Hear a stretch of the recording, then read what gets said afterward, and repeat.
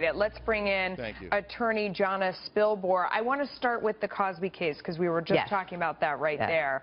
I mean, that's interesting. So they haven't said in the past 24 hours that they're deadlocked since they were sent back, and they keep asking for readback of different testimony. Rick's saying that's starting to make the defense a little bit nervous. What do you make of that?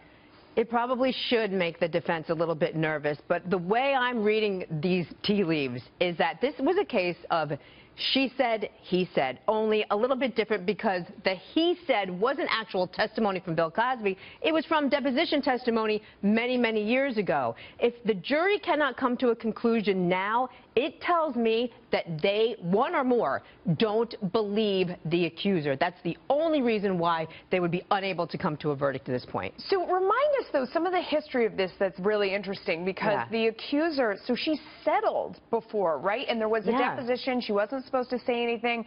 How did we get this testimony? How did we get here? Right. So the shelf life of this case is very interesting because, number one, it's over a dozen years old. Number two, the criminal case was never supposed to see the light of day for two reasons. Number one, the accuser settled civilly way back when. And number two, it was brought by the district attorney on the cusp of the statute of limitations running out, only because that deposition in the civil suit was disclosed when it never was supposed to be. You have to remember this, regardless of what you think about Bill Cosby, when he gave that deposition, he did so under the understanding, the legal understanding, that this was a civil suit and it was never going to be used against him in any sort of case going forward because it was going to be sealed, and then that went wrong. No, I mean, and that's amazing because it really does send a chill through the legal system going forward, whether you think he's right or wrong. Right. That if you're assured that this is never going to see the light of day, and then it does in these cases, I mean, that's become a real issue.